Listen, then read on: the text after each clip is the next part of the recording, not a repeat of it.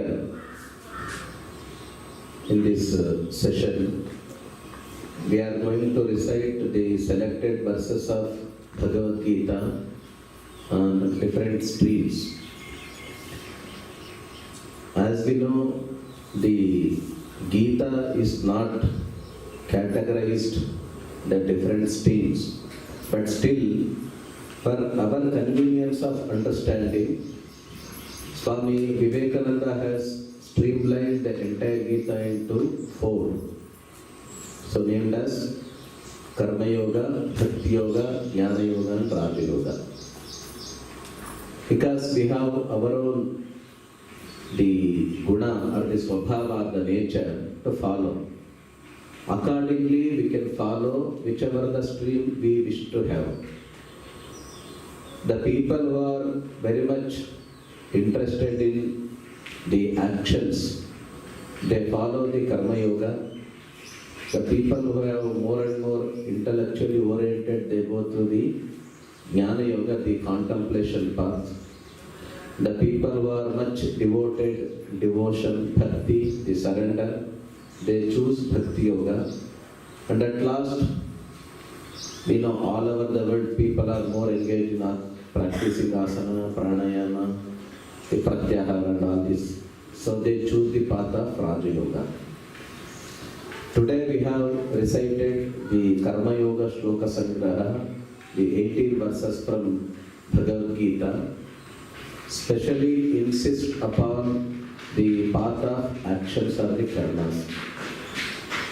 You know one of the shloka from among 18, Nahi kaschit kshanamapi jata tishthatya karmakrat. This is the statement Krishna makes. Whichever the creature took birth or any human being, we can't be idle even for a fraction of second. Nahi kaschit kshanamapi. Even for a fraction of second, we can't be idle. We must engage ourselves in some of the actions. Even though you are sitting here, you don't think that, or you can't think that you are idle. Even though for some time physical body is idle, we are engaged at the prana is going. In the internal body, many functions are going. The mind is thinking something else. Our buddhi, intellect, discriminate something. So physical body seems to be idle, but internally there will be a lot of actions. Let's say Krishna says, Nahi kaschit kshanamapi jata tishthatya kar. Whichever is born in this earth is not idle even for a second. That's why we have to be engaged always in any one of the actions, so that we can keep moving. So that is the inner urge of human beings especially. We have to keep moving further. So to keep move ourselves, we have to be engaged in some of the actions. So all these actions are the karmas. So basically can be understood with the concept of guna or the trigunas. We know, we have heard many times the 3 gunas, sattva, rajas, tama, sattvika guna, rajasika guna and tamasika guna, where sattva guna is predominantly follows the actions which is good for the nation or the society or for individual and without expecting anything. This is the sattva guna. Whereas rajasika guna, we do everything, we do every actions, and behind every action we do expect. There will be lot of expectation. Without phala, without result, I will do nothing. So this is the rajasika guna nature. Whereas tamasika guna always derived by 3 qualities: nidra, alasya, pramada. That's what Krishna says. So tamo guna, the actions which leads to nidra, always sleeping. So example, you are sitting here, you are feeling sleepy means we are much dominated by tamoguna, tamasika guna. Alasya, the laziness, letharginess, drowsiness in the body and the mind. And because of these two qualities, a man will be tending to do pramada. The pramada, the action or the anything which we do, knowingly committing blunder. We know what not to do. We know some actions are bad, but still we commit that blunder. So these people come under tamasika guna. So while understanding the concept of yoga, we can correlate the sattva, rajas, tama with achieving the higher goals of yoga. As Patanjali Maharshi defines the yoga as yoga chitta vritti nirodha, he says. Chitta vritti nirodha. So chitta, basically we have to understand, which has four stuff, that is mind, the intellect, the ego as well as the memory. All four together is named as chitta. So we have to overcome all the vrittis from these four factors. Like the mind should be neutral, or the mind should overcome all the thoughts, the random thoughts.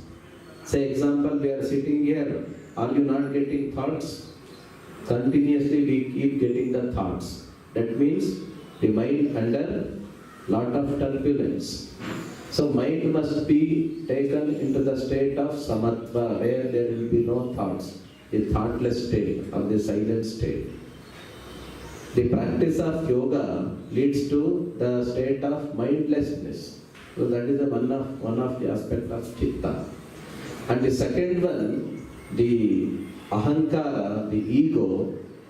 So every time we identify ourselves with any action, anything, whatever the situation we are, whatever the action we do, we identify ourselves with the ego, possessiveness. Okay, we have to slowly overcome this possessiveness, ego. Then the buddhi, intellect. Always we have our own prejudices, our own understanding, our own limitation of understanding. Okay, we cannot go beyond it, because whatever we have experienced, whatever we have undergone, our intellect always limited to that itself. It won't go beyond. The moment someone makes statement, we may not accept 100% because we have our own ego, of our own prejudiced understanding. That's why slowly we have to overcome this aspect. And at last, memory, smriti. Always, whenever you sit for pranayama or the asana practice or even meditation or japa, immediately all past thoughts rush to the mind. So slowly we have to overcome these memories also. So Patanjali says, to overcome all these four factors is the real state of yoga. Yoga, chitta, vritti, nirodha. So chitta, even though it has got these four steps, Maharshi Vyasa has categorized this chitta under 5 phases. It undergoes 5 phases. Okay? First one, it is named as kshipta, Mudha, Vikshipta, Ekagra and Nirodha. So we can correlate here Yoga, Chitta, Vritti, Nirodha. Whenever Chitta reaches the state of Nirodha Avastha, then that is the real Yoga Avastha. What is that Nirodha? So we have to understand from the beginning. Kshipta. Kshipta means always disturbed mind or the distracted mind. You know, even though we are sitting, we may think that we are listening to me. Not possible all the time.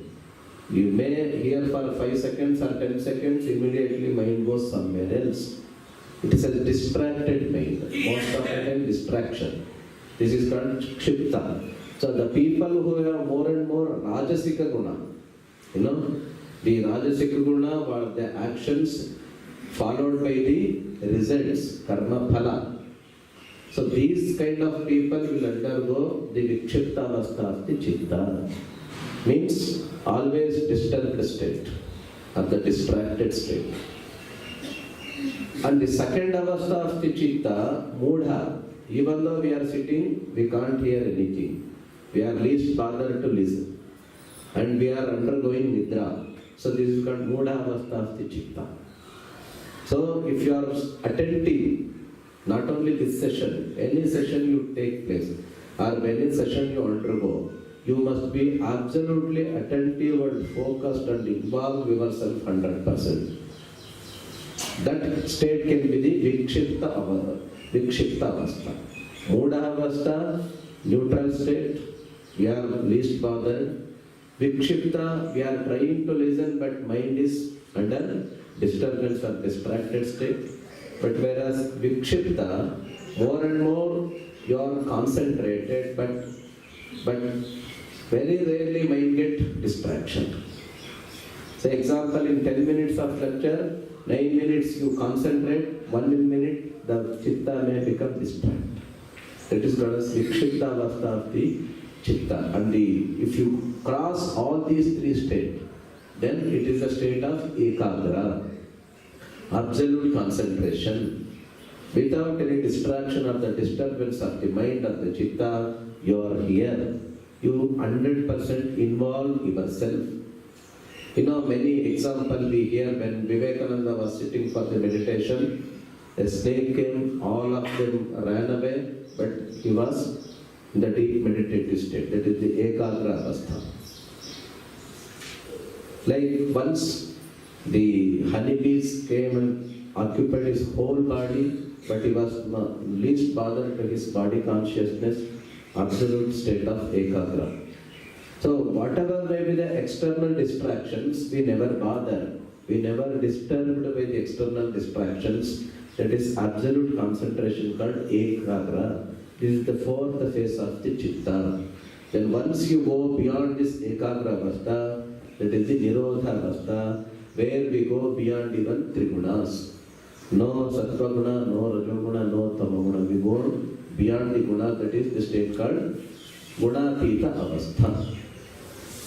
Or beyond the sattva rajastama, beyond the vikshipta, kshipta and mudha and ekagra avastha. So that's why the yogaha chitta vritti nirodha can be very much correlated with the sattva, raja and tamo guna as well as the karmas also. So especially karma yoga insists, as we know, most of the time we engage in more and more either the rajasika karma or the tamasika karma. Okay? So tamasika karma always allow us to fall. But whereas the rajasika karma makes us more dynamic to achieve something great in the world, no doubt. Rajasika guna is good. We are urged to achieve something great, success in the world. But at the same time, we are also undergoing the ayasa, the tension or the stress, and because of that we undergo a lot of diseases. So most of the diseases comes to the mind as well as the body only because of rajasika karma. Because always we expect some result, but most of the time results are not fulfilled. Let's say Krishna says, you do everything. No need to avoid any action, but you do it in a very calm, quiet and serene state of mind so that your result will be more successful. At the same time, internally also we are happy. Ultimately, what for we do everything? Only for Peace. what for? Peace. Happiness. There is no other reason in the world. Whatever the action we do, only for happiness. We have to do something and we have to earn the money and enjoy the life. Again, enjoyment is the priority. But for that enjoyment, people will follow different paths. Even though we follow the different paths, this state of enjoyment ultimately depends upon our state of the mind. That's why the way you perform the action, it matters. That's why The action we perform every day, starting from morning to evening, every time you try to involve yourself in the action so that mind will not go for the past or the future. That's what the state now right now. Always the state of the mind, either it will be in the past or otherwise in the future. But what yoga makes, yoga chitta vritti nirodha means to bring the mind into this state, what we have to do? We have to be in the present time. The moment you are in the present time, that state itself is a real yoga. So don't think that yoga is nothing but you are going to achieve something in the future. No. Every moment can be yoga if you keep your mind in the present time. Say example, whenever you take your most delicious food, you will be happy, no? Happy or not? Yes. Why? Why are you happy? When you eat your most delicious food, why are you happy? Would you like that? Huh? At that moment we are enjoying the taste. Why do you enjoy? Why not the previous moment or the next moment? Thoughtless way. Thoughtless way. The moment you take the food, or either coffee or tea or any drink or something delicious food, at that moment mind becomes neutral. There will be no thoughts. That's why for a short duration we undergo some sort of happiness. Whenever you expose into the wider beauty of the nature, you will be happy. Why? The sudden expansion of the mind. It makes thoughtlessness. So whenever you go to the movie, you enjoy the movie because there is no thought. You will immediately forget your external world and you will be one with the movie. So all these external situation makes us happy because the mind is under at present time. But is it not because our senses are that is gratification of the senses? Gratification of the senses at the present time. That's why all this external happiness right now depending upon the external objects. But the practice of yoga slowly withdraw all the sense organs from the external nature so that you can enjoy the bliss. Say, I will give you a simple example. You just go to any one of the beautiful nature which has river, the hill station and the birds, a beautiful serene ambience. You are enjoying that moment, the scenery. But when you come to know that place belongs to some of the person who hates you, before that you don't know that place belongs to whom.